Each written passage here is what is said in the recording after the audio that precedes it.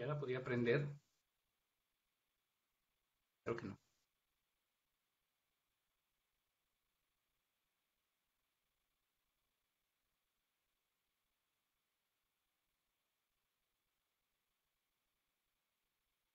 Ahora sí. Me adelanté, perdónenme. Oh, no hay ningún problema, Luis. Muchas gracias. Bienvenidos a otra edición de Personajes Sobrenaturales en Cuarentena. Tengo muchísima emoción de presentar a nuestro invitado de hoy, Luis Roda Suárez, quien es egresado del Colegio de San Luis en la maestría y actualmente cursa el doctorado también en el Colegio de San Luis, un súper especialista en la tradición oral de Guatemala. Y hoy nos va a estar hablando de la tradición oral de una región MAM. Hola Luis, ¿cómo estás? Bienvenido. Hola Adriana, muchas gracias. Muchas gracias a Claudia Carranza y a Carlos por la oportunidad pues, de transmitir en vivo y de estar aquí haciendo esta pequeña plática. Muchas gracias a ti por estar con nosotros. Y bueno, ¿comenzamos? Sí, claro, Va que va. gracias.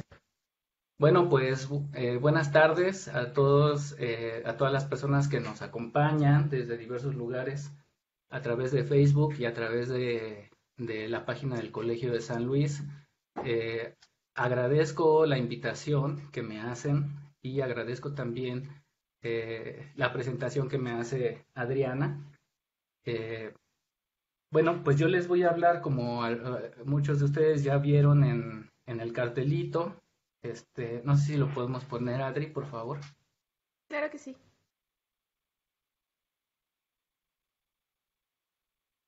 Bueno, tengo una pequeña presentación. eh, Este,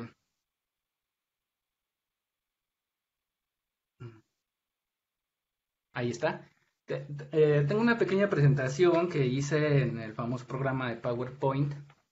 Es muy pequeña, es nada más para ilustrar algunos puntos que voy a platicar en estos momentos. Primero que nada, pues quiero decir que el título que yo propuse, que yo envié, se debe a un trabajo que realicé para una clase que tomé con la doctora Carmen Macuil. Este, Le mando saludos, si es que está por ahí. Y por eso es que lleva este título. Es un análisis de los primeros, o si no, creo más bien es el primer análisis que hago sobre el corpus que fui a recoger a la región que yo trabajo. Eh, Como sería incluso muy, eh, no sé, sería muy, muy, muy preciso hablar exactamente de una temática sin antes dar como un panorama de lo que yo he encontrado en la investigación que realizo. Este, va a cambiar un poquito, pues no el título porque ya existe, pero sí va a cambiar un poquito como la cuestión que les voy a platicar. ¿Esto por qué? Porque si bien yo puse que era una panorámica de la necesidad a través de unas leyendas que recogí, que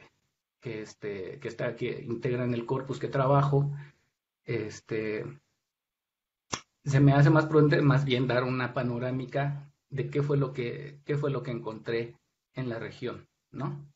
Entonces, pues voy a hablar la mitad de la exposición sobre todos esos relatos que integran el corpus que estoy formando, eh, que es un primer acercamiento apenas pues ya al corpus que estoy investigando, pues, este, y que todavía le falta, o sea, hay muchas dudas, hay muchas cuestiones, todavía no puedo dar conclusiones ni siquiera sobre esta temática que hice bueno, que estudié para este trabajo. Entonces, más bien, pues quisiera dar un panorama, pero más bien de los textos que voy a trabajar. Adri, ¿podemos ver el siguiente, por favor? La siguiente diapositiva. Gracias. Bueno, yo trabajo una área pequeña, una región más bien, que ha sido históricamente ocupada por la población MAM. es una población, los mames, pues constituyen un pueblo indígena de filiación maya, si se me permite el término indígena, que es uno de los términos de debate actualmente. Pero bueno, hablemos de mames, ¿no? Constituyen una rama de la filiación maya en cuanto a su lengua y habitan principalmente la frontera, la zona fronteriza del sur de México, específicamente digamos que de la costa, Boca Costa, de la región del Soconusco, hasta la sierra y parte de la selva, ¿no? Se extiende al altiplano occidental guatemalteco a través de los departamentos de San Marcos, Huehuetenango, Quetzaltenango y Retalhuleu. Eh, de manera que en esta región encontramos pues un continuum territorial y cultural y lingüístico que, bueno, pues hasta nuestros días prevalece y permea pues la tradición y las tradiciones y la cultura del lugar.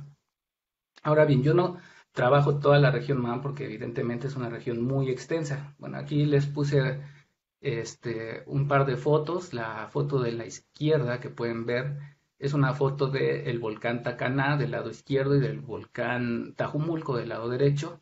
Es una foto tomada desde el municipio de Tumbador en el departamento de San Marcos. Es un municipio bastante alto.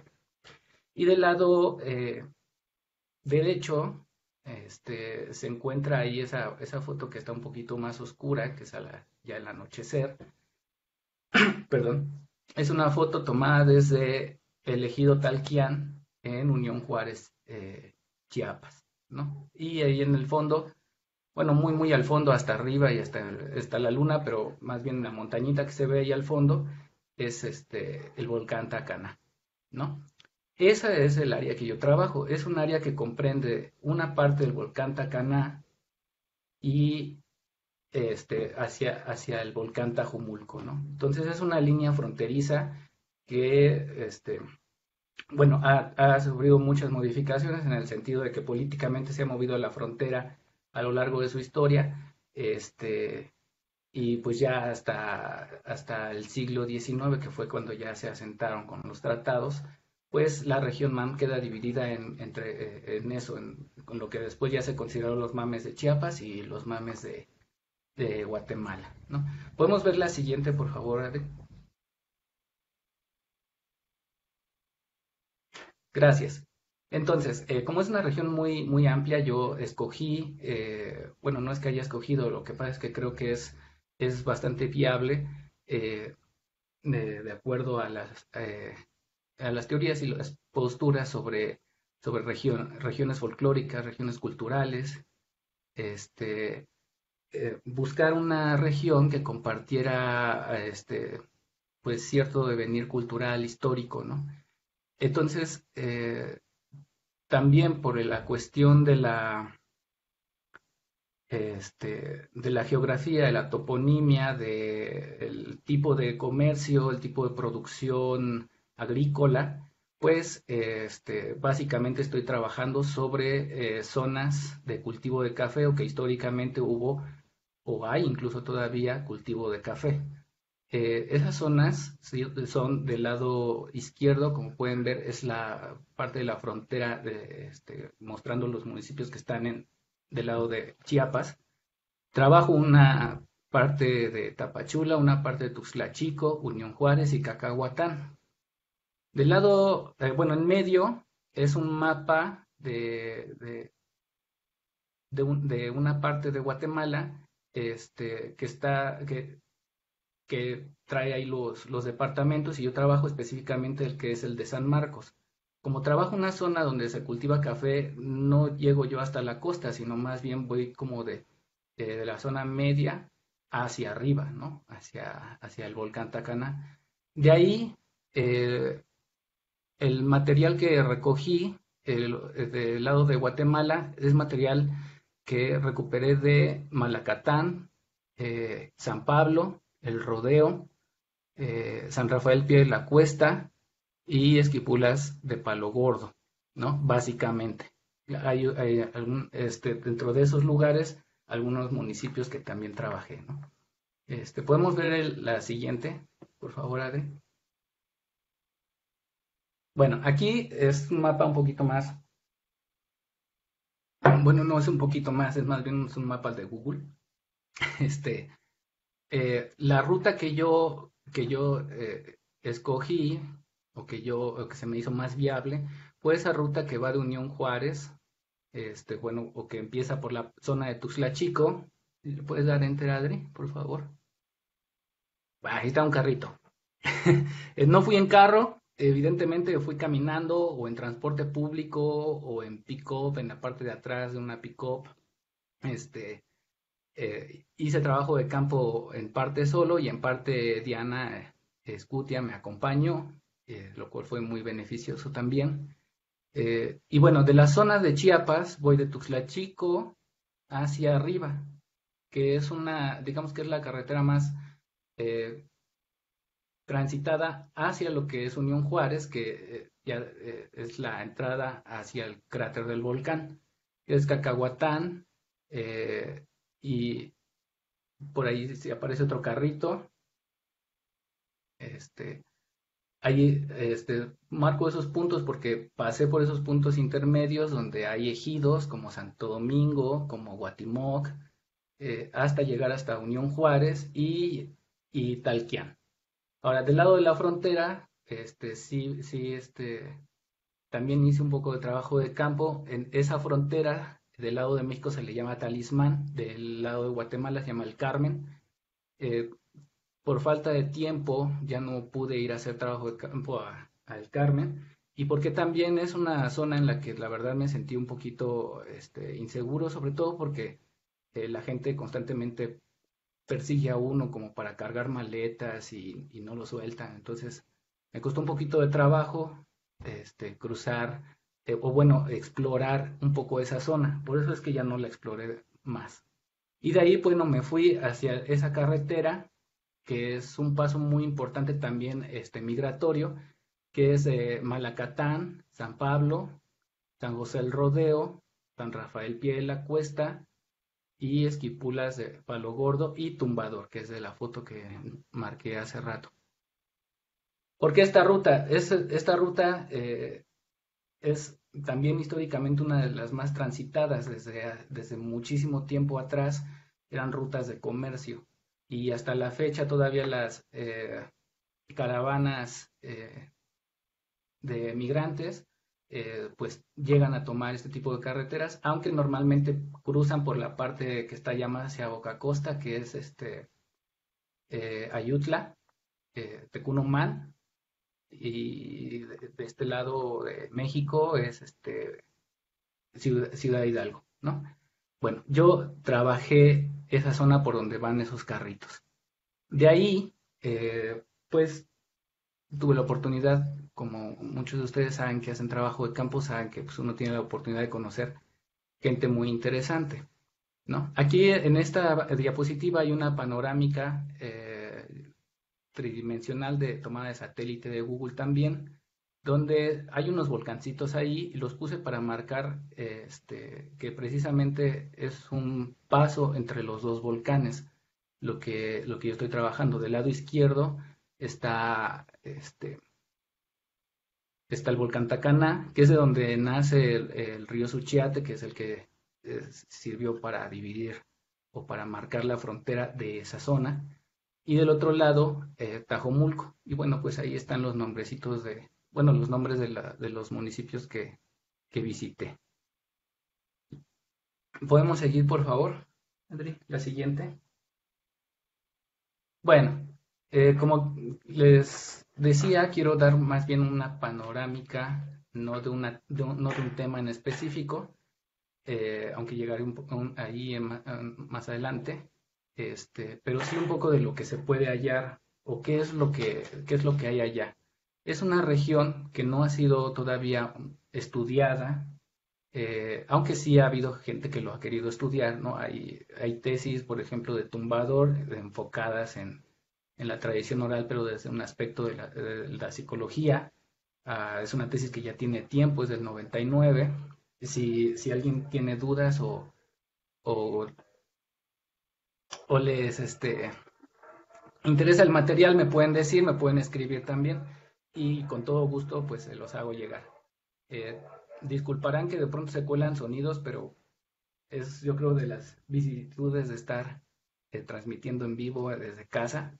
Pues puede pasar el gas, el pan, los tamales, este, los elotes, etcétera. Bueno, entonces voy a dar un panorama de la literatura de tradición oral que yo encontré en esa región. Del lado de Chiapas está un poquito todavía más trabajado. Incluso hay una tesis que trabaja de una investigadora de la Universidad Autónoma de Chiapas, que trabaja una parte de la zona que yo también trabajé. Incluso coincidimos, yo sin saberlo, porque la descubrí después de hacer el primer trabajo de campo que hice. Descubrí que incluso coincidimos en un par de personas que entrevistamos, ¿no? Y bueno, ahí es interesante porque hay una versión más de algunos relatos en boca de las mismas personas, y hay variantes muy interesantes que luego, si da tiempo, las referiré. Entonces, bueno, podemos ver la siguiente, por favor.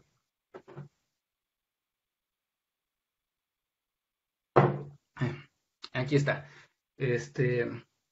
Bueno, de los géneros que encontré, aquí los puse por eh, predominancia.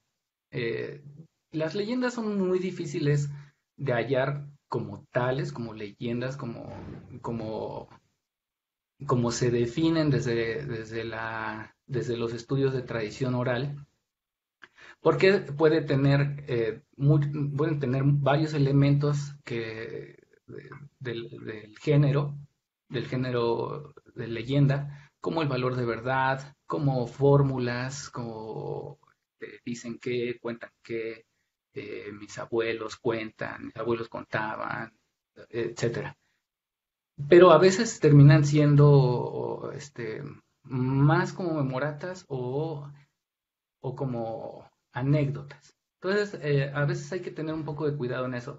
De cualquier manera, como el corpus que yo estoy trabajando apenas está, digamos que en depuración, porque para, también para poder elegir si hay una leyenda o no hay una leyenda en tal relato, si eso no es, pues hay que hacer el análisis, ¿no?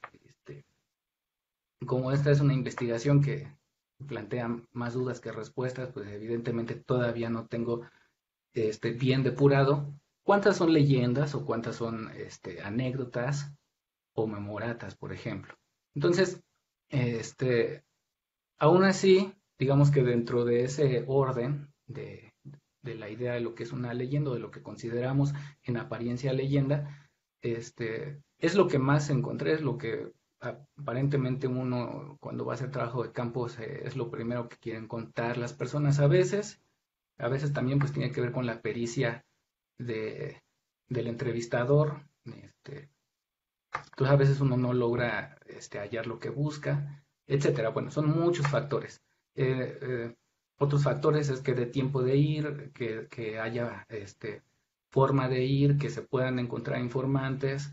En mi caso, por ejemplo, también experimenté un desbalance entre el número o bueno, no el número, sino entre la cantidad de cosas que encontré del lado de Chiapas y las de Guatemala. Y eso fue porque el COVID me agarró a medio, bueno, no a mí, agarró al mundo y a Guatemala y a México cuando yo estaba a la mitad de mi estancia. Entonces a mí me faltaba precisamente cumplir con mi itinerario final, que era ir a terminar de hacer trabajo de campo del lado de Guatemala. Entonces, se desequilibró un poco ahí. Tengo un poquito más de cosas del lado de Chiapas que del lado de Guatemala. Desafortunadamente, todavía no sé si habrá oportunidad de recuperar ese trabajo, ¿no? Bueno, aún así, aquí lo que trato de hacer es también dar cuenta de un continuum cultural. Realmente tampoco he contabilizado cuántos pactos con el diablo tengo del lado de Guatemala y cuántos del lado de Chiapas. Entonces, todo está aquí mezclado, como por géneros, ¿no? Entonces, lo que prevaleció en este caso, como menciono, fueron las leyendas, eh, donde podemos encontrar pactos con el diablo, que es de lo que voy a hablar más adelante, apariciones y las leyendas teológicas, leyendas históricas de fundación, y todas ellas, ¿no? Luego, eh, pudimos encontrar cuentos, entre los que destacan, pues cuentos de animales, básicamente, conejo y coyote, es algo que se cuenta mucho por allá, de costumbres como, o jocosos también, como, este, compadre rico, compadre pobre, casos muy interesantes también de, a veces se mezcla algún tipo de leyenda dentro del contexto, o algún otro tipo de cuento maravilloso dentro del contexto de Pedro de Urdemales, o de compadre rico, compadre pobre, por ejemplo. Chistes también encontré, y por último, maravillosos, cuentos maravillosos que en realidad, eh, creo que solamente tengo tres, y por ahí un par de vestigios de que hubo en otro lado, ¿no? También encontré, en ese mismo orden de cantidad, digámoslo así, lírica infantil, entre las que destacan principalmente rondas, canciones de cuna y adivinanzas. Luego, corridos ya mucho menos, aunque sí encontré, y al final pues lo que plano sí fue muy poquito, canciones líricas. Que ya no pude encontrar, que ya no se pudo hallar, pues géneros como romance, por ejemplo, ya no, por más que busqué dentro de lo que le pude dedicar también a buscar ese tipo de géneros, pues no hubo mucho éxito, ¿no? ¿Podemos pasar a la siguiente, por favor?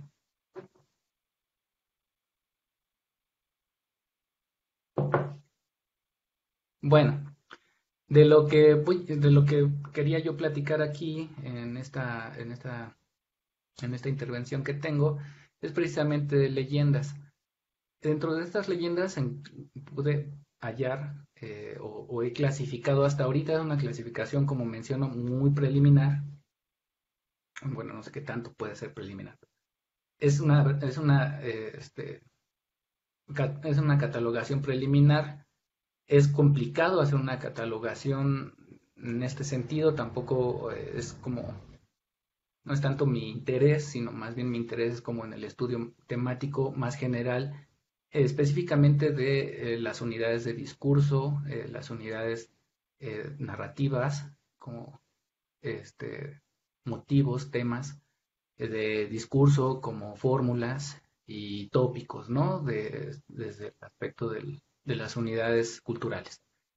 Bueno, lo que yo clasifiqué aquí fueron relatos de animales con propiedades sobrenaturales, entidades femeninas, pactos demoníacos, entidades masculinas, encontrar la suerte, que es también una especie de relatos muy interesantes, de allá. Hay también historias sobre duendes, nahuales, brujas y curanderos. Los separé por una razón específica, a ver si nos da tiempo de mencionarlo. Lugares encantados, espantos, leyendas de fundación históricas, y al final, bueno, ya no son propiamente leyendas, sino más bien son costumbres y creencias, ¿no? Como cierto tipo de festividades que se hacen en cierto lugar, o ciertas creencias que tienen, por ejemplo, para alejar el mal o para evitar este, ser ganado por algún ser sobrenatural, ¿no? Cuando digo ser ganado es una forma de decir de allá que es cuando te puede llevar o volver loco, ¿no? Sí, este, cuando dicen que el cadejo te gana, es porque pues te lleva o te vuelve loco o te avienta a no sé qué barranco cuando estás borracho, pues no hay que beber. Bueno, dentro de los personajes, si sacamos algunos de los personajes que tengo en la catalogación que hice, que les acabo de leer, tenemos personajes muy famosos como el Cadejo. Ese tipo de anécdotas y leyendas abundan. El Cadejo, como ustedes saben, y los que no, les comento que el Cadejo es un animal básicamente un perro que se le aparece a las personas cuando están caminando ebrias por ahí, ¿no? Se les aparece a los borrachos. Dependiendo del lugar, hay un cadejo blanco y hay un cadejo negro. El cadejo blanco es aquel que protege al borracho, lo acompaña hasta que llega a su casa, o incluso si el borracho se queda por ahí tirado, el cadejo puede orinar alrededor de él y ya no le va a pasar nada, el cadejo blanco. En cambio, el cadejo negro, eh, lo que sí trata de hacer es perder a la gente, hacerles daño, irlos a botar a la vega de un río o a un barranco, a la piedra más alta de un barranco, a la copa de un árbol, y dejarlos ahí cuando despierta la persona que después de su noche de juerga no sabe por qué está ahí, ¿no? Entonces, algunos dicen que sí lo han visto y constantemente los llevaban a tirar al río, otros simplemente saben que el cadejo los fue a dejar ahí, o esas son las historias que llegaban a contar a su casa, ¿no? Si no llegaron esa noche es porque el cadejo les hizo una travesura. Más un poquito hacia la costa, de ambos lados, de Chiapas y de Guatemala, específicamente de Chiapas y de San Marcos, hay un personaje que se llama la Cocha Enfrenada, que es básicamente eh, una, una puerca que puede llevar cadenas y se le aparece también a la gente, puede estar ebria o sobria, pero se les aparece a la gente, los revuelca, los enreda en sus cadenas y también los va a echar por allá. Eh, Sobre todo del lado de Guatemala encontré algo de historias, muchas menciones, no todas las incluí porque no todas están elaboradas, pero sí hay por lo menos unas, si no mal recuerdo, 3 o 4 versiones del chupacabras, ¿no? Y eso parece ser también que es porque este personaje, digamos que volvió a aparecer eh, en la oralidad entre las personas. Creo que básicamente por algunos reportajes que hicieron en la televisión, este, donde mencionaban que había como vuelto el chupacabras, ¿no? Entonces, para el tiempo que fuimos nosotros a hacer el trabajo de campo, mucha gente ya contaba sobre el chupacabras otra vez, ¿no? Bueno, eh, en cuanto a las entidades femeninas, como siempre nos vamos a encontrar a la Llorona con sus variantes, a la Mujer de Blanco también que se aparece por ahí. También hay, como es un lugar también donde podemos encontrar pozas de agua, cascadas como las que está en la foto que aquí les puse. Es también común encontrar sirenas y leyendas de sirenas, también muy interesantes. Sobre todo donde más encontré fue el lado de- del municipio de Unión Juárez en Chiapas, ¿no? En un lugar eh, que había puesto la foto anterior, que se llama Ejido el Águila. Ahí hay una pequeña, este, un pequeño territorio, que la gente cuida mucho porque hay una cascada con una poza muy bonita, que se llama la Cascada de la Sirena, y bueno, pues ahí básicamente cuentan, este, sobre la aparición de una sirena desde hace muchísimos años que se baña en la poza donde cae el agua de la cascada. De ahí también, bueno, que se aparece esta sirena con forma de muchachita como de 15, 16 años y que suele volver locos a los hombres que van caminando por ahí entre los árboles, ¿no? Gente que pues ya se sabe el camino, ya se sabe pues todos los árboles que hay como la palma de su mano, de pronto se pierden, de pronto ya no saben dónde están o simplemente empiezan a hablar solos, la gente los ve y piensan que ya está hablando con la muchachita, esta sirena, también le dicen la güera, dicen que pues ya está hablando con la güera, ¿no? Y cuentan por lo menos, tengo 2 versiones de 2 personas pues que se volvieron locas por hablar, o bueno, perdieron la razón por hablar con la güera, con la sirena, ¿no?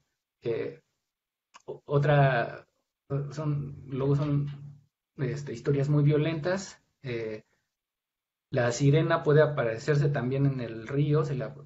Hay la historia de un señor a la que se le apareció en el río o en la poza y le ofrece un jabón de oro y la persona este, termina cediendo por irse a bañar con la sirena y tener el jabón de oro. Y bueno, esta persona después fue encontrada con los genitales mutilados, entonces dice que fue la sirena la que lo perdió, ¿no? Otro personaje interesante, de la cual también tengo pocas versiones, pero tengo una del lado de Chiapas y una del lado de Guatemala, eso es interesante. Es una mujer que le dicen la pereza, que se le aparece a las personas pues, que fingen ir a trabajar y en realidad no trabajan, se van a acostar por ahí. Aunque tengo también la versión de una persona que pues nunca supo por qué se le aparecía la pereza si era bien trabajadora, ¿no? Pues, igual es un personaje bastante interesante. Como hay muchas carreteras en esos lugares, es común también encontrar a la mujer que pide aventón eh, o incluso encontrar historias de choferes de transporte público que en las noches van por la carretera y se encuentran a la mujer que pide aventón y se sube o los espantan o desaparece o los hacen chocar, ¿no? Eh, también encontré algunas leyendas sobre el ánima de una niña que se aparece específicamente en el ejido de Santo Domingo, en Unión Juárez. Y bueno, en menor medida, pero sí llega a suceder, mencionan a la Xtabay, en algunos casos le dicen ex caballo, sobre todo en Talismán. Y pues esa es la mujer que se le aparece a los hombres cuando están borrachos, los seduce y después le ven la cara de caballo, ¿no? Los espantan, los pierden, los hacen perder la razón. Dentro de las entidades masculinas, lo que siempre, siempre se va a encontrar son historias de Juan Noj, del sombrerón, del diablo y del charrudo.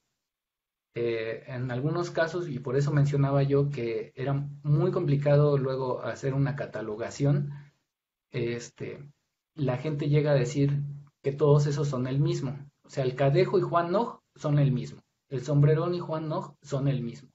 Todos son el mismo o todos son el mismo diablo o el demonio, el enemigo y bueno, todos los demás nombres que puede tener pues el demonio o el diablo, ¿no? Incluso, y recuerdo alguna de las presentaciones donde se preguntaba si alguna de las presentaciones de aquí donde se preguntaba si había leyendas donde, donde se apareciera como el mal en forma de aire o en forma de remolinito, donde no se vea, sino nada más sea eso. Y bueno, pues en esta región sí hay, y es el mismo. Pues según la gente dice es Juan Noj, o es el diablo, o es el mal aire, ¿no? Eh, Hay otro personaje que pongo ahí que si se dan cuenta dice Enrique Brown. Enrique Brown fue un finquero de lo que ahora es el ejido de Santo Domingo, de lo que es la parte de Unión Juárez, en Chiapas. Este, Él era alemán y compró mucho terreno donde puso, bueno, se dedicó al cultivo y exportación de café. Entonces era un hombre con bastante dinero, con muchas propiedades, con mucho terreno, muchos trabajadores y pues hay también muchas leyendas alrededor de él. Desde que él hizo pacto con el diablo o pacto con Juan Noj para tener dinero, hasta viajes maravillosos donde Enrique Brown se lleva a algún trabajador al banco a sacar dinero, pero tienen que ir por un túnel y el trabajador tiene que tener los ojos vendados. Cuando llegan al banco, y a algunos de ustedes les sonarán este tipo de historias, cuando llegan al banco, resulta que es un lugar que quién sabe dónde está, y en ese banco trabaja gente que ya había fallecido en el, en la finca, ¿no? Este, suele pedirle favores, por ejemplo, el cajero le pide de favor que al trabajador que cuando regrese le lleve dinero a la esposa, ¿no? Este, y la esposa, bueno, pues nunca lo cree y el dinero se le convierte en carbón, bueno, en fin, en muchos de esos motivos. Hasta también animales que llegaban con Enrique Brown, a los que Enrique Brown les tenía que dar de comer para que las mulitas soltaran el oro que traían para él. Le sonará también, Alejandra Camacho tiene en su tesis sobre el trocito familiar, tiene también este motivo de los animales que dan dinero, a los que hay que alimentar y mantener contentos. Bueno, pues aquí también sucede, ¿no? Eh, Juan No, lo mencionaré tal vez, si da tiempo, lo mencionaré un poquito más adelante, con mayor profundidad, pero es un personaje muy ambiguo que se encuentra entre, este, bueno, básicamente es el dueño del cerro, el dueño de la cueva, el señor o el sabio del volcán, puede tener todos esos nombres, y en esta región se emparenta mucho con el sombrerón, como digo, a veces se dice que uno es el otro, veremos unos ejemplos más adelante.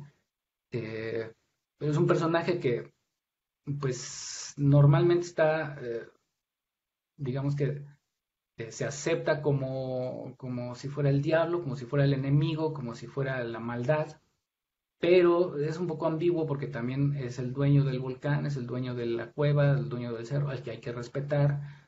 Y dependiendo de los relatos puede tener o no connotaciones negativas, incluso puede no tener ninguna connotación este, pues negativa directamente, ¿no? A ver si creo que podremos ver algunos ejemplos más adelante. Y bueno, por lo demás, podemos encontrar relatos sobre Chichimite, del que ya se habló con el compañero David, ¿no? O Chichimite, del lado de Guatemala, o con el Zipe del lado de Chiapas. El Zipe, por ejemplo, ya es un personaje que sí se encuentran relatos ahí, pero no es tan abundante porque es más como de la región central, más como de los altos de Chiapas, ¿no? Pero bueno, se puede llegar a encontrar un par de versiones de eso. Eh, bueno, básicamente en general, pues es en cuanto a las leyendas, personajes y más o menos lo que, en un aspecto muy general, este, se puede hallar en el corpus que he recopilado. ¿Podemos pasar, por favor, a la siguiente?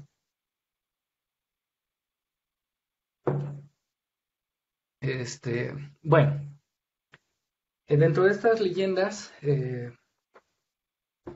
trabajo que yo hago es un trabajo más pues entre integral y como explorando muchas aristas, pero como es un trabajo que apenas estoy comenzando a hacer, eh, me di cuenta que una de las temáticas es, por ejemplo, la necesidad que se puede ver reflejada en pues muchos de los relatos, ¿no? Por eso es que le empecé a entrar por ahí. Pues no quiero decir que estos relatos tengan el tema de la necesidad. Para eso habría ya que hacer un análisis más a profundidad y más completo para determinar exactamente cuáles son los temas que se tratan en cada texto, ¿no? Eh, no obstante, yo en un primer acercamiento le entré por ahí y bueno, yo les puse aquí esta cita que dice, mira si no es más bien necesario que el que desea le falte la cosa que desea, o bien que no la desee eh, si no le hace falta. Esta cita de Platón que se encuentra en el banquete es una cita que, bueno, supuestamente dijo Sócrates, este, parece ser muy obvia, pero tiene un trasfondo muy interesante.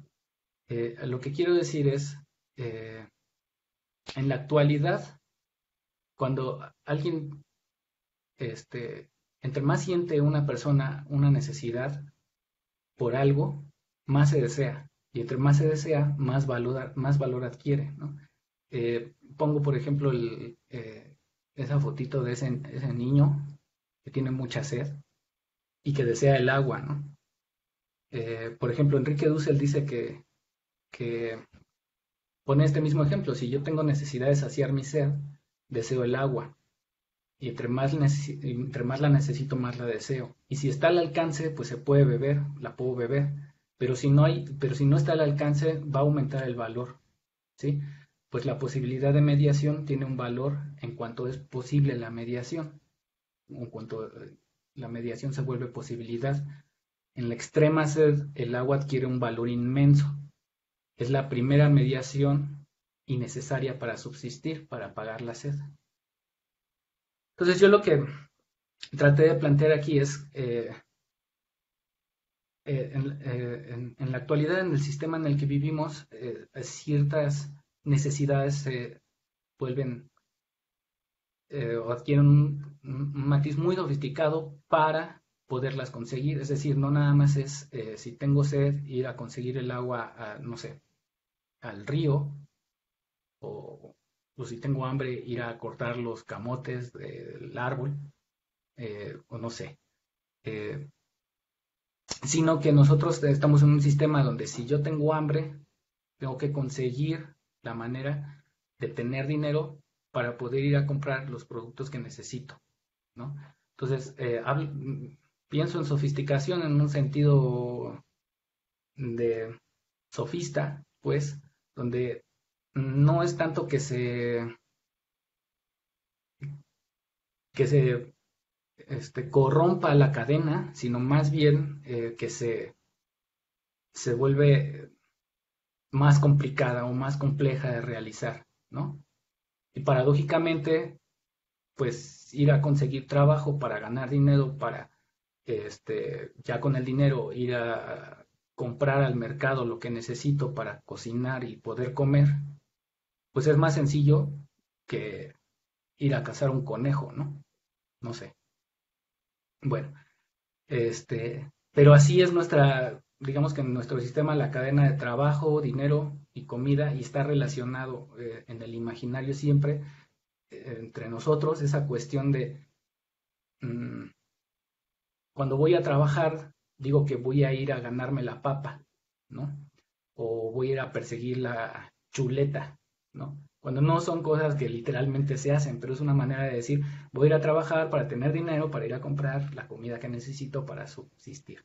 Y bueno, de ahí podemos platicar mucho sobre el sistema de trabajo, el sistema de pagos, este, la crítica marxista a este sistema donde la persona va a trabajar para subsistir, pero el empleador solo paga lo necesario para que esa persona subsista para seguir trabajando, etcétera, ¿no? Hasta que se muera y entonces los descendientes ocupen el lugar de esta persona y continúe la labor capitalista, etcétera. Bueno, en este sentido es como vamos a ver algunos ejemplos de estas necesidades muy básicas que tienen que ver, según diría Dussel en la ética de la liberación, eh, el valor o digamos el aspecto material de la vida, que es el conservar la vida, respetar la vida y tener lo básico para poder vivir dignamente, ¿no? Pero en este sistema, bueno, perdón, en estos relatos que vamos a ver, pues más bien entramos como al flujo del sistema donde la gente pues tiene que ir a buscar un trabajo, ¿no? O si quiere, si se quiere pasar a un nivel socioeconómico mejor no solo de carencia, que no haya carencia, sino que haya mucha abundancia, mucha, pues incluso buscar hacer pactos con el diablo, etcétera, ¿no? Bueno, por alguna razón siento que me brinqué algo. Bueno, es en ese sentido en el que yo entré a explorar algunos de estos relatos de los que voy a hablar más adelante. Bueno, eh, también antes de continuar, hablé mucho del territorio, pero no dije algunos puntos interesantes o importantes a mencionar, que es, si bien yo considero esta región que trabajo como una región MAM, es porque hay una fuerte población MAM, que incluso muchos están tratando también de rescatar la lengua, eh, pero no son todos, o sea, hay ya una buena mezcla entre gente que se asume como MAM, gente que ya no se asume como MAM, pero consideran, este, o más bien aceptan que sus ascendientes, o sea, sus padres o sus abuelos fueron MAM, eh, y gente que pues sí, definitivamente sabe, no se identifica con los mames, pero sin embargo, ya sea como se le llame, si mames o también se les puede llamar, por ejemplo, los que no se consideran mames mestizos o en algunos casos ladinos también les dicen, ya mucho menos usado, pero todavía se puede encontrar que se les diga así. Pero cuentan las mismas historias básicamente, o sea, eso es muy interesante porque yo no recogí relatos en MAM, además no soy experto en la cultura MAM, me falta mucho todavía por aprender, este, y bueno, tampoco sé, o sea, reconozco algunas palabras MAM, pero tampoco sé este, muy bien esta raíz que tiene que ver con el maya, ¿no? Entonces todos los relatos que yo recogí están en español, aunque me los hayan contado personas MAM, ¿no? Que me los hayan contado MAM. Eh,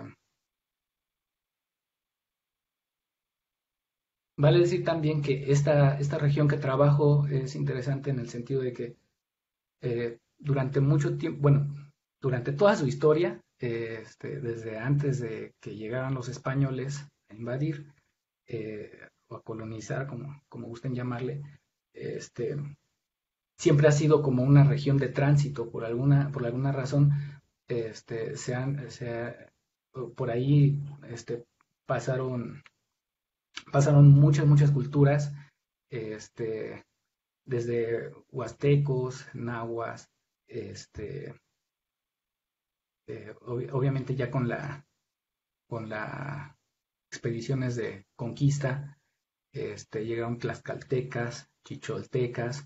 Algunos consideran también que los mames son la cultura más antigua de la región y que tienen también este, una raíz mijezoque, ¿no? Entonces, bueno, este, de alguna manera siempre ha sido una región donde las personas o sea, han llegado para quedarse o pasan y dejan algo o se llevan algo, ¿no? Entonces es una región muy interesante en ese sentido. Todavía hasta la fecha, bueno, las caravanas migrantes pasan por ahí, algunos se quedan, otros se van, este, pero bueno, hay episodios muy importantes, por ejemplo, durante el siglo XVII, la región del Soconusco, por ejemplo, sufrió una baja de población, principalmente muy importante, o sea, de 30,000 personas que vivían ahí originarios, quedaron, si no mal recuerdo, 1,600.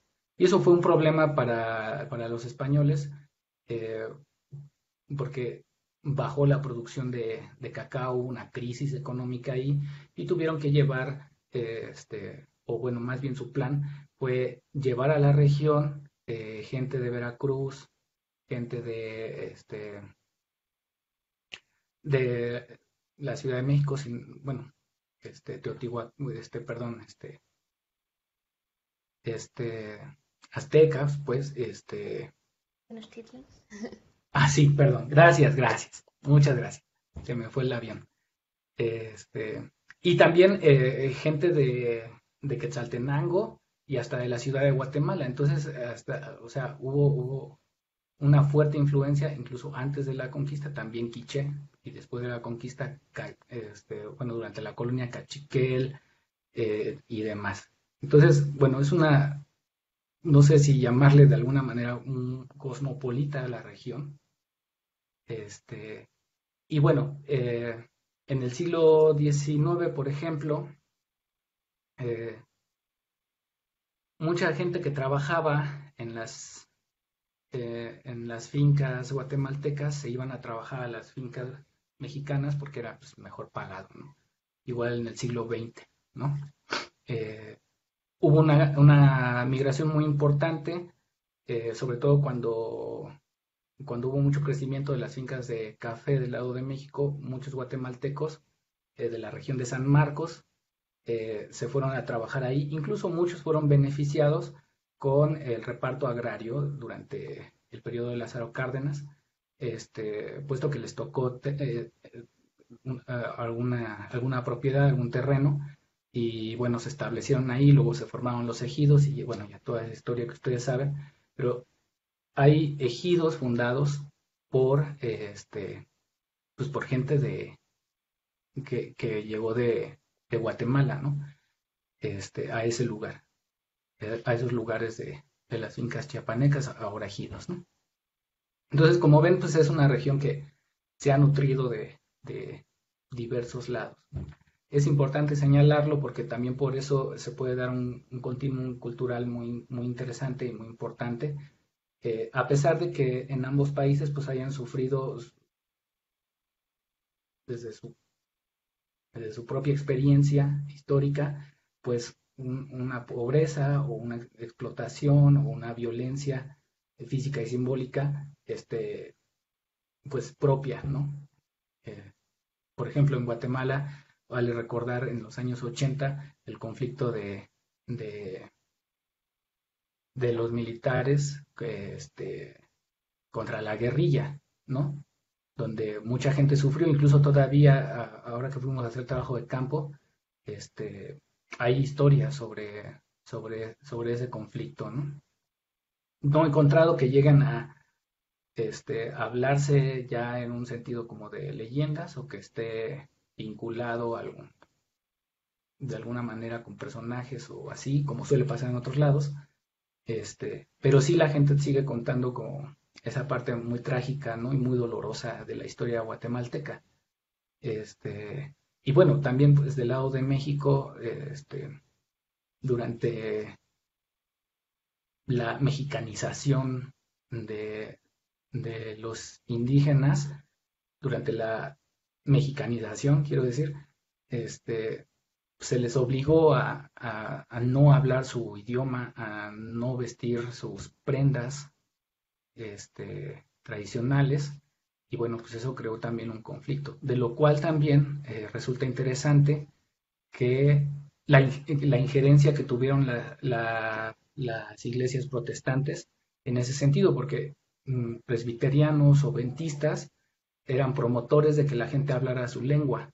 Entonces también eso les ayudó a que ganaran muchos adeptos. Y un poquito más adelante veremos algún ejemplo precisamente de una leyenda, y a mí me parece maravillosa, me refiero a muy buena, pues, bien estructurada, pero es un relato ya contado en un contexto evangélico, ¿no?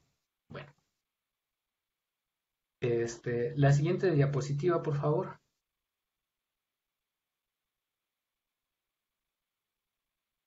Ahora sospecho que esa diapositiva anterior se me movió de lugar, debió de estar un poquito más abajo. Les voy a presentar nada más porque se me hace que este, mm, le debo a las personas que fui a entrevistar, pues no llamarles así muy impersonalmente los informantes, sino que son personas que tienen rostro. No puedo poner a todas, pero bueno, puse algunas personas de los relatos de los que voy a hablar un poquito más adelante, ¿no? Podemos ver la siguiente, por favor.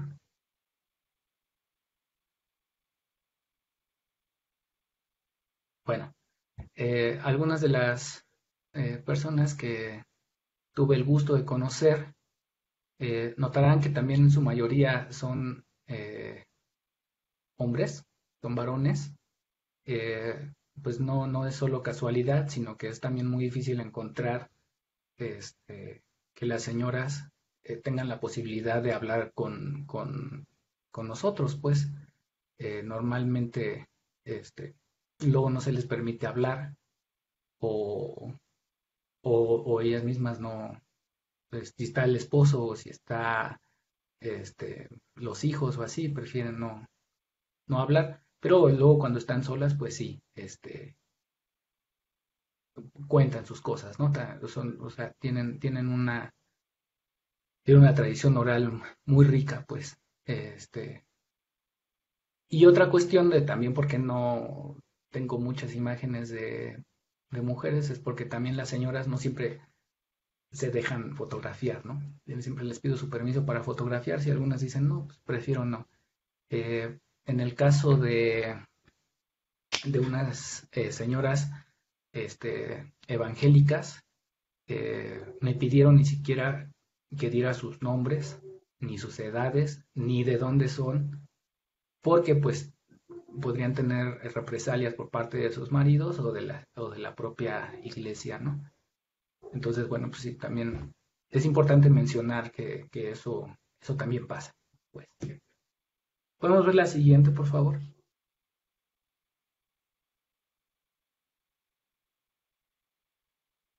Gracias. Bueno, como verán aquí, eh, de todo lo que traigo no puedo mencionarlo todo, es mucho y me voy a quedar con ganas de decir más cosas, pero vale la pena que veamos por pues este pequeño acercamiento a algunas de las leyendas de las que les estoy hablando. Eh, Esto de Juan Nog, el enemigo, el sombrerón o el mal aire, se le suele llamar así, es un personaje que puede tener muchos nombres, pero al mismo tiempo ser muy versátil, muy itinerante, se le puede encontrar en muchos lados, va a tener sus propias características en cada lugar, como por ejemplo lo del sombrerón ya lo vimos con nuestro amigo David la vez pasada. El sombrerón tiene unas características muy específicas, o hace cosas muy específicas en la ciudad de Guatemala, por ejemplo. Pero aquí, en esta zona, está un poquito más emparentado con Juan Nog. El sombrerón tiene más como características como de ser el dueño del cerro, el dueño de los animales, el dueño de la cueva, etcétera. Entonces, por eso también es que en muchas ocasiones los terminan diciendo, pues es que es el mismo, ¿no? Y algunos los pueden contar así, otros decir, pues no se ve, nada más se siente el aire, este, o incluso decir que se convierte en un nahual o se convierte en perro y termina siendo el cadejo, etcétera, como ya se había mencionado. Este, María de la Cruz Chica, por ejemplo, María Cruz la Chica, perdón, tiene este, una un estudio muy interesante sobre el sombrerón y precisamente da esas diferencias y esas similitudes que puede llegar a tener el sombrerón en diferentes latitudes. Ella trabaja, si no mal recuerdo, la región Tojolabal y Tzotzil, este, y hace luego un comparativo del sombrerón en ese sentido. Esa región Tojolabal tiene un poquito más que ver con esta región MAM en el sentido de cómo es el sombrerón, qué cosas hace y cómo se puede llegar a emparentar con Juan Nog, que ya más hacia el centro de Guatemala, ¿no? Entonces, bueno, aquí tenemos algunas características de cómo pueden describir a este personaje. Y tenemos ese primer fragmento que dice que vio cuando el hombre iba caminando con gran sombrerón grande, montado en un caballo, y dice que cómo tronaban las espuelas del hombre. Luego, en otra versión dice, se cuenta, o más bien en otra leyenda, porque además luego son otras leyendas, pero hablan del mismo personaje, sí, es un rol.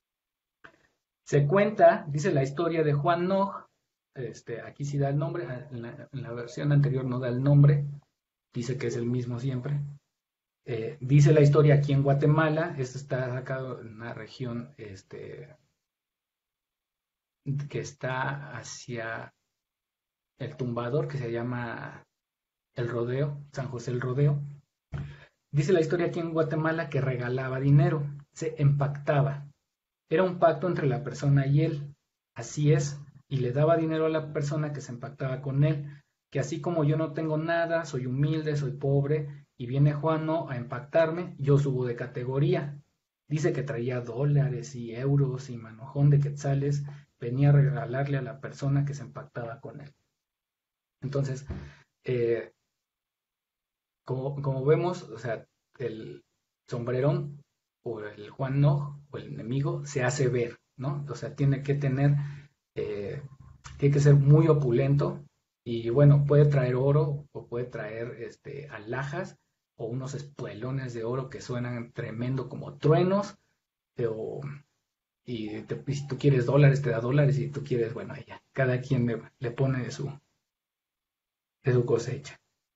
En este otro fragmento dice que cuentan algunos que Juan Nog aparece siempre montado en un caballo con sombrero, Juan, no, el caballo, ¿no? Vestido de negro, eso es lo que se comenta y supuestamente el mismo sombrerón, porque la misma forma que describen al sombrerón es la descripción de Juan Nog.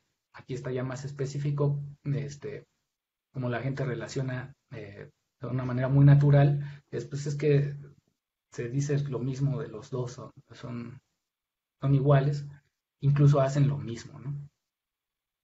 Entonces aquí se diferencian muy bien también porque, por ejemplo, cuando dice yo subo de categoría, eh, está hablando específicamente de esa división de clase socioeconómica, o sea, una división clasista entre el rico y el pobre, ¿no?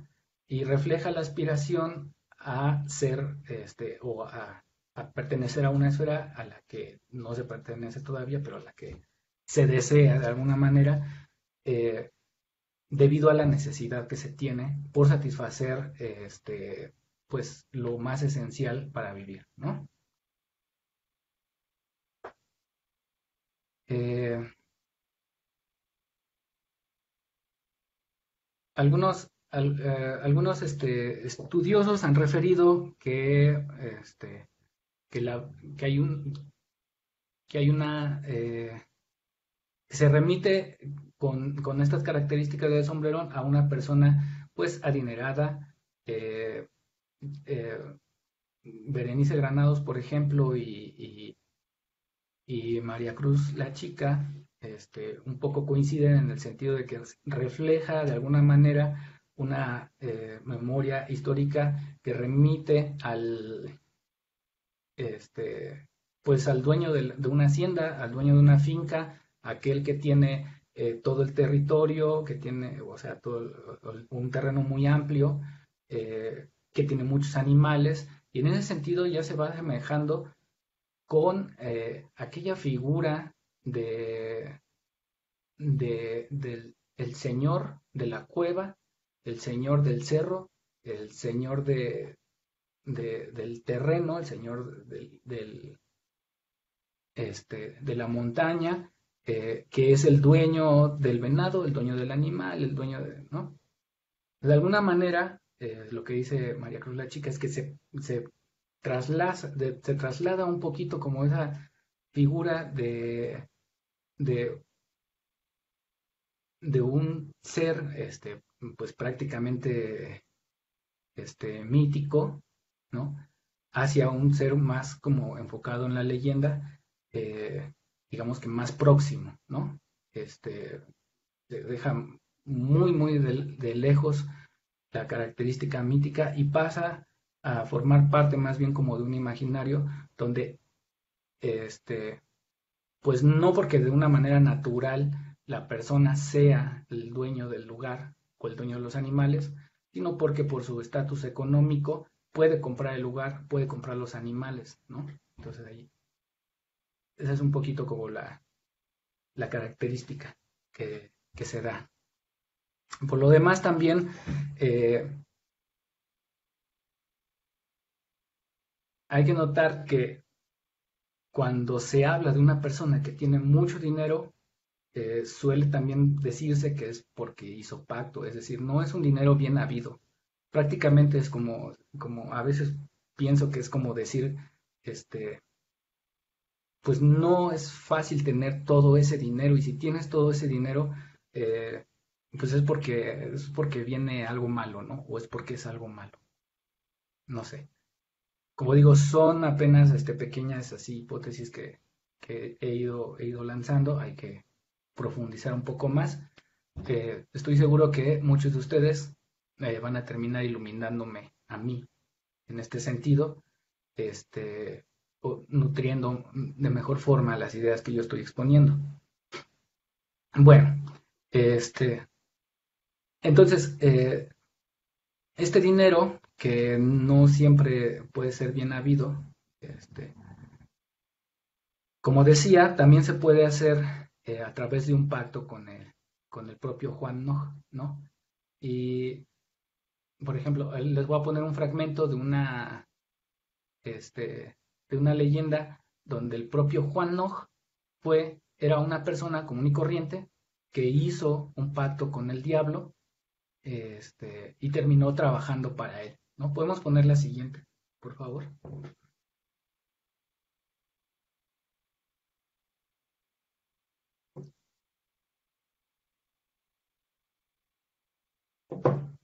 Aquí está. Juan Nog, lo que dicen es que tiene pacto con el diablo. Juan Nog se supone que era una persona muy pobre y cuando hizo pacto con el diablo se convirtió en una persona que tenía mucho dinero, pero que tenía su dinero enterrado porque no fuera que se lo robaran. Entonces todo aquel que hace pacto con Juan Nog está haciendo pacto con el diablo para que le dé riquezas y pueda tener dinero. Pero Juan Nog tiene dominio sobre la familia de la persona con quien hace el pacto. Domina a la persona con la que hace el pacto. Una noche de luna llena, lo que contaba el profe Emiliano, esta parte de lo que contaba el profe Emiliano, es una fórmula hacia el valor de verdad porque está citando una autoridad, es decir, no lo digo yo, lo dice el profe Emiliano, y es muy parecido al dicen que cuenta mi abuelo, dice mi abuelo, etc. Este, a una noche de luna llena, a veces buscan una roca o una piedra, ajá, y ahí se van a orar, a encender candelas y todo para hacer el pacto con él. Al ascender de estatus, Juan no termina trabajando para el mismo diablo y termina siendo puente para hacer los pactos, ¿no? Este, eh, Cabe mencionar que en esta versión el ritual de ir a orar y encender candelas para pedir el favor está relacionado también con algunos rituales de los antiguos mames, que consideraban a Juan no como un protector. De aquí que lo que mencionaba anteriormente sobre la, sobre la ambigüedad del personaje, ¿no? En Quetzaltenango, por ejemplo, hay una región que se llama el Cerro Quemado y todavía es muy, muy, este, se hace mucho todavía, es muy concurrido este cerro porque chamanes van y hacen rituales para irle a pedir algo a Juan, ¿no? Porque pues, que ahí vive Juan, ¿no? O que es el dueño del lugar, este es un claro ejemplo, como también, si no mal recuerdo, en el, en la, bueno, sí mal recuerdo, porque no me acuerdo del nombre, pero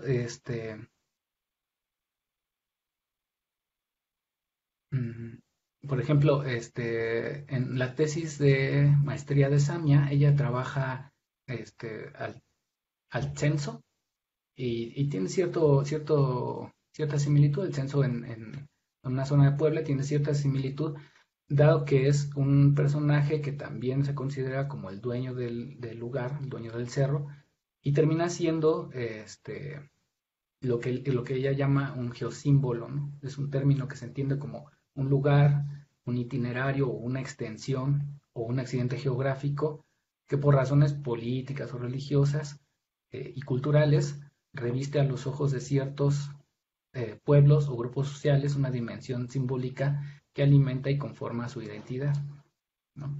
Entonces suele pasar también, por ejemplo, en este lugar con Juan No.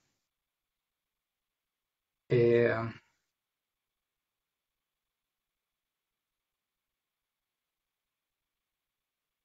¿Qué más? ¿Qué más? Así.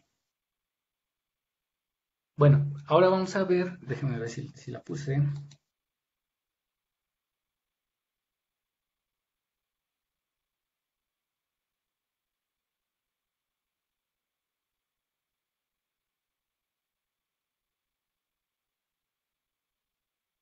Bueno, hacer el pacto con Juan No, o con el diablo, o con el mal, o el enemigo, bueno, puede tener consecuencias terribles, ¿no? En este caso, por ejemplo, que Juan No hizo pacto con el diablo, pues termina trabajando para él. Y normalmente así es decir, no es como en este caso que sirve de puente para hacer más, ir a conseguir más pactantes, pero el mal suele cobrarse el pacto, el favor o lo que da, con otras cosas, ¿no? Este, en estos casos, como estamos ante un relato que tiene valor de verdad y no es ficcional, como existen en los cuentos, pues sí, una persona con muchas carencias eh, puede llegar a ser rico sin y tener un final feliz, sin problemas, pero el problema, bueno, pero la cuestión aquí que cuando hablamos de un relato con valor de verdad, pues muchas veces es imposible que el protagonista resuelva su situación económica en este sentido y que todo resulte bien al final, ¿no? Eh, Incluso yo no me he encontrado hasta ahora con una persona que me diga, sí, yo soy rico porque hice pacto con Juan, no te voy a contar cómo, ¿no? Entonces sería rarísimo, ¿no? Este, eh, En la tradición oral no suele pasar esto porque al final de cuentas el valor de verdad también influye en el mensaje que se quiere dar. Es decir, es, eh, digamos que es tan fácil que no te pase nada como pues no hacer ningún tipo de convenio con ninguna cosa maligna, ¿no? En los cuentos, como su función es entretener, incluso sabemos, como ya también nos mencionó la vez pasada Raúl, este, eh, el diablo de los cuentos tiene un carácter y unas configuraciones completamente diferentes al diablo de las leyendas, ¿no? En el diablo de los cuentos, la persona, el protagonista o la protagonista se puede burlar de él, lo puede, le puede ganar, lo puede vencer, pero en el caso de las leyendas, este, pues no es común ganarle al diablo, ¿no? O sea, yo no me he encontrado algo así. Tampoco quiero decir que, o sea, no podemos generalizar, ¿no? Porque como dice Mercedes Zavala, en cuanto uno asevera algo, resulta que aparece por ahí un relato que nos echa de, a perder todo, ¿no? O bueno, o que nos matiza las cosas.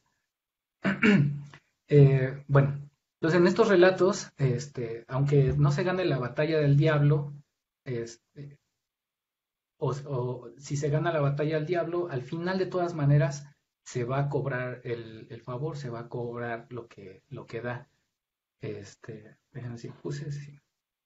Podemos ver la siguiente, por favor. Aquí vamos a ver unos ejemplos precisamente de cómo el mal se cobra el favor. Y esto también lo vamos a encontrar en distintas tradiciones. Bueno, en esta versión dice, y este señor siguió y siguió después de haber hecho el pacto, pero cuando ese señor ya se murió, su último familiar, ya no tenía a quién entregar, ¿no? Es decir, este señor, a cambio de la riqueza, pues tuvo que ir entregando el tiempo que tuviera riqueza, gente. Y pues lo primero que se cobró, con lo primero con lo que se cobró el diablo fue con la familia, pero luego empezó a entregar trabajadores y eso es, pues da más miedo porque básicamente lo que las personas que nos llegan a contar eso es porque pues, o eran trabajadores o sus padres o abuelos o abuelas eran trabajadores, ¿no? Bueno, entregó a sus trabajadores. El primero que entregó fue a don Marcelino Simpón, y eso, bueno, pues ya es una marca de proximidad, que me está contando algo que sí pasó, de alguna manera, puesto que se conoce a la persona a la que le pasó, trabajador de él, se murió y lo entregó. Después fue don Marcelino a su hijo, entregó su hijo y así murió su hijo. Eso no es cosa buena. Y por último, a él le pegó una enfermedad, ya no se libró y se murió. Fue el último, de tanto entregar y entregar gente. Este es un relato, dice Marín, no, ya no. Pero es un relato recogido en San Rafael Pie de la Cuesta y en Guatemala. Aquí tenemos otro ejemplo que dice, aquí en esta finca que es grande de Don Molina, mucha gente dice que él hizo pacto con él. Y por eso de que mira, cada año dicen, la gente se muere, hasta unos 5 o 6 trabajadores. Los entrega a él, los entrega Juan Nojo. Así es. Y el siguiente es, él siguió trabajando en eso porque ya había visto cómo su papá ganaba dinero y entregaba almas. Ya él tenía harto dinero, empezó a tener mujeres y todo eso. Este relato precisamente que le estoy leyendo es un relato digamos que se enmarca en un contexto evangélico. Entonces, no puedo hablar de él porque además es muy largo, pero es muy bueno. Pero aquí sirve para ilustrar que de alguna manera el mal se lo cobra, ¿no? Aquí en este caso, la persona lo que pidió fue tener sabiduría y hacerse brujo para poder tener poder y dinero, ¿no? Por eso dice que ya él tenía harto dinero, empezó a tener mujeres y todo eso, pero lo malo está cuando él trabajaba de brujo, se le empezaron a podrir las puntas de los dedos, se le empezó a podrir, a podrir, a podrir y la polición, se le empezó a hacer feo el cuerpo, a podrirse toda la piel, entonces se le empezó a llenar de gusanos todo su cuerpo. Él sacaba los gusanos, los retiraba, pero más nacían, se empezó a engusanar en vida, se empezó a engusanar en vida a engusanarse su cuerpo, empezó por sus pies hasta que se empezó a gusanar todo. Pues como vemos, pues la forma de cobrarse el favor, pues es bastante fuerte, ¿no? No sé cuánto llevamos, no sé si ya tengo Creo que ya se nos está acabando el tiempo, Luisito, pero si Bueno, gustas ir cerrando, por favor, adelante. bueno, este, falta mucho más, pero bueno, esto es para que tengamos más bien, pues un pequeño ejemplo como del tipo de cosas que se pueden hallar allá, ¿no? Eh, en, en el siguiente, perdón, en la penúltima diapositiva, si la podemos pasar, Adri,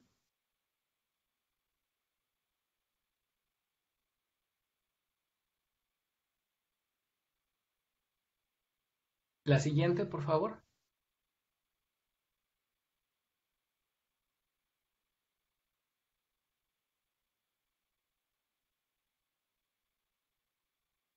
Iba a mencionar, o los voy a mencionar ya de pasadita, pues, estas dos historias, estas dos leyendas, una que se llama Finca Chimalión, así le puso la persona que me lo dijo, y la otra que es historia de unos marranos, los dos ambos relatos son de Unión Juárez, y la particularidad de esto, pensando también en la temática de la necesidad, es que son dos relatos que se parecen en el sentido de que son un grupo de trabajadores que por lo regular, antes lo que hacía la gente para conseguir trabajo, pues era salirse a caminar a ver si llegaba a algún lugar, alguna finca, algún terreno o algún lugar este, donde pudiera ofrecer sus servicios, ¿no? Este, y en ambos casos, hay un cruce en el camino donde llega una persona, y esto, si vieron la, la conferencia de Raúl, les va a sonar con los músicos del que él nos había hablado.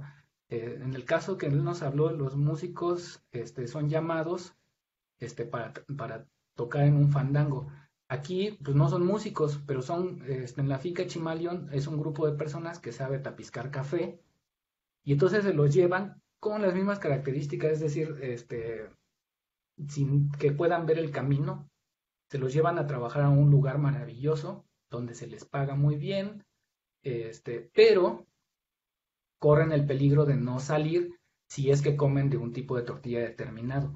En el caso de los marranos, la habilidad que tiene esta persona a la que se le aparece el sujeto que lo lleva a trabajar a un lugar, a una finca maravillosa de una ciudad increíble, es porque la persona sabe cortar marranos. Entonces, en este caso, lo que estamos viendo es precisamente que, que el motivo de buscar trabajo en estos dos casos desencadena un viaje maravilloso, ¿no? A un lugar maravilloso y se corre el peligro de no poder salir de ahí. Es un lugar también donde llegan y ven gente que ya se había muerto hace mucho tiempo, que trabajaba o vivía en el pueblo donde ellos vivían, etcétera, ¿no? De tal manera que ya para cerrar, pues tenemos en estos relatos que vimos, pues esta temática que si bien digo no es el tema de los relatos, puesto que hay que hacer un análisis para ver en el sentido de las unidades discursivas si es la unidad de significación narrativa mayor, pero sí desde una perspectiva de análisis, la temática de la necesidad marcada en en el deseo por tener abundancia, ¿no? O en la necesidad de conseguir un trabajo para poder comer. Y esto lo vamos a ver también en otros relatos que ya no os voy a poder mencionar aquí porque ya me pasé, ya han de estar también aburridos y aburridas, pero hay unos relatos también muy interesantes de gente que se encuentra algún tesoro o dinero en el camino y por ir a decirle a alguien lo pierde o se le convierte en carbón. A eso se le llama encontrar la suerte, ¿no? Entonces vemos también como ese deseo de encontrarse en el camino, algo que no solamente mejore la situación de padecimiento que pueden llegar a tener dado los problemas económicos e incluso de discriminación, sino también por tener algo más, ¿no? O sea, el deseo de tener algo más. Cualquier otra cosa o dudas que ustedes quieran, si necesitan o se les parece interesante o requieren algún tipo de bibliografía que yo pueda tener, porque también ahora que fui a hacer antes del COVID mi estancia, pues logré recuperar algunos materiales que pueden resultar interesantes en relación con el lugar, con el tema, y bueno, pues también sus dudas y críticas son muy bien recibidas. Seguro nos ven amigos de otros lados que a lo mejor puedan matizar algunas cuestiones. Y no queda más también más que yo agradezca no solo el espacio, sino también decir que esta investigación que estoy haciendo pues es gracias a muchas personas, no solamente a las personas que entrevisté, sino también a las personas que allá en Chiapas y en Guatemala me recibieron o me dieron hospedaje o me orientaron, a los amigos del Centro de Estudios de las Culturas de Guatemala, Eric, David, Xochitl, el doctor Aníbal Chajón, que fueron de gran ayuda y me orientaron muy bien, y también, bueno, mi asesora de tesis que ha estado ahí conmigo también, ayudándome a no regarla tanto cuando le mando mis avances, y apoyándome en todo sentido, a Claudia Carranza, y bueno, pues también le podría agradecer a Diana, a mi familia y a todo el mundo. Muchas gracias.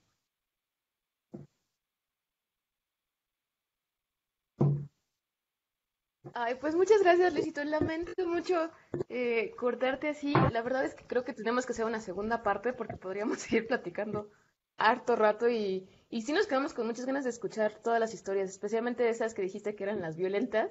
Queríamos que nos las contaras también. Muchísimas. Este, y pues muchas gracias también todos los comentarios que nos dejaron. Te pido, Luisito, si te das una vuelta también para contestarles. Sí, Tenemos muchísimos visitantes de Guatemala. Muchas gracias por sintonizar. Gracias a los que nos ven desde Argentina y desde tantos lados y que están con nosotros cada jueves. Y muchas gracias, Luisito. De verdad estuvo muy interesante la exposición. Quiero decirles también que a mí me da mucho gusto porque Luis es la primera vez que presenta este trabajo, entonces lo estrena con nosotros y es un privilegio para nosotros tenerlo, por supuesto. Y bueno, pues nos quedamos con las preguntas, esperamos tenerte de regreso por acá para que sigamos platicando y les agradecemos mucho a todos los que nos vieron. Recuerden que esta plática va a estar en YouTube próximamente y que nos volvemos a ver el próximo jueves a la misma hora para otra conferencia de personajes sobrenaturales en cuarentena. ¿Algunas últimas palabras, Luisito?